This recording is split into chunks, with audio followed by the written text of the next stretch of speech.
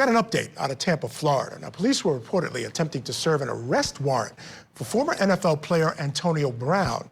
Local reporters say police were using a megaphone to call Brown out of his house. The warrant says Brown is wanted on a battery charge. Now, Brown has had a turbulent year, as many of you may know. He was released from the Tampa Bay Buccaneers after storming off the field in January and has been accused of sexually assaulting a woman in a hotel pool this summer. It's unclear if Brown is still at his home or if he's been taken into custody. We do know police have left the area. We'll continue to bring you updates on that story. But while we wait for court to resume, let me bring in attorney Dante Mills. Love to get your thoughts on what's going on out there with Antonio Brown. I have to say, unfortunately, I was a fan of the guy. Clearly a great athlete, but things have been spiraling downward for him for a while now. And I have to say, I'm not surprised at what's going on now. You don't, and we don't know the specifics of what happened. I think the details are still coming out. But of course, the police showed up. They called out to him so that they can effectuate that warrant that's against him. But it's interesting to note that someone he was close to, Tom Brady, recently came out and wrote an open letter to him saying, you had issues before, but we worked on those issues and you became a better person, but I feel like you're regressing. So what you have to wonder is what made him kind of start to go back to that person that he was, where he was lashing out and doing things that was causing attention, because there was a time there where he seemed to calm down, to be comfortable with himself, and he didn't have these issues. So you hope that whatever it was that sent him backwards, he can get addressed so that he can get himself together and do what he needs to do. Now, what we've been able to glean so far is that it seems like he has issues with women. We know about the issue with the woman in the pool.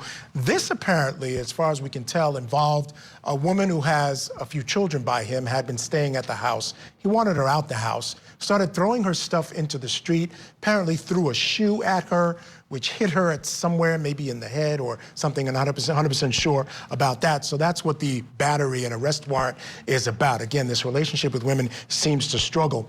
But also included with this was police were seeking a protective order, Dante, where they wanted him to no longer have access to any types of weapons or whatever. And here was the affidavit or what the affidavit said that was attached to the request, which was ultimately denied. It said, Antonio Brown was involved in a recent act or threat of violence against either himself or others, was engaged in an act or threat of violence, included but not limited to acts or threats of violence against themselves within the past 12 months. He may be seriously mentally ill or may have recurring mental health issues. He has used or threatened to use against themselves or others any weapons, or has been arrested for, convicted, or had adjudication withheld or pled nolo contendere to a crime involving violence or a threat of violence in Florida or any other state. So they're saying all this has been going on in his life. They wanted him not to have access to guns. The judge denied it. Are you surprised by that?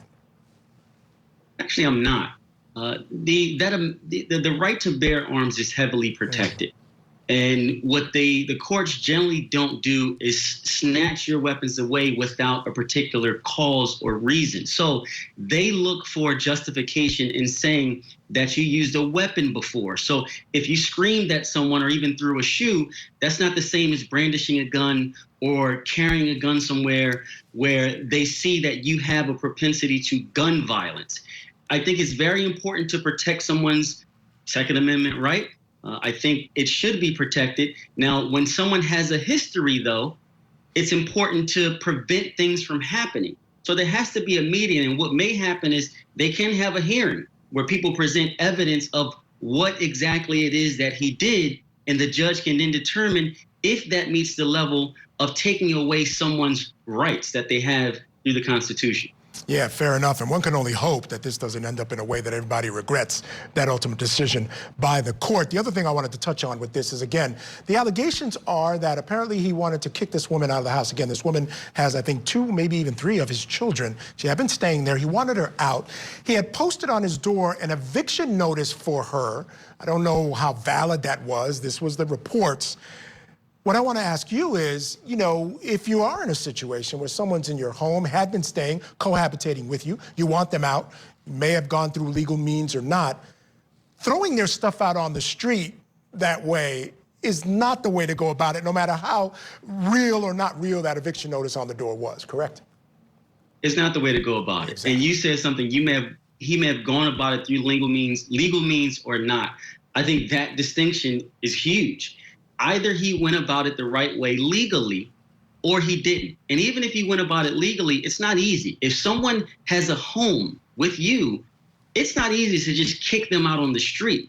You have to show a justifiable reason for that to happen. And it's not as easy as saying she gets on my nerves, I don't want to be in this relationship, so I'm kicking her out, because she has a right to be in the home even if you made that home for her. So again, this is something that has to go to court, but it seems as if Antonio Brown has an issue with not getting his way when he wants to get it, and then things escalate. And that's what we have to watch out for. And just like you said, Michael, the hope is it doesn't escalate to a position where everyone has regret because they didn't take steps to prevent further escalation. Absolutely, and there are also reports that the children at the scene, they were out of the house as well. Police offered them the opportunity to go back into the house. They didn't want to go because they were afraid of daddy when he's in that state. So again, that tells you a little bit about just how crazy are things out there. We'll continue to watch this case, folks, and get you all the details on it. Again, they're still sort of coming in pieces.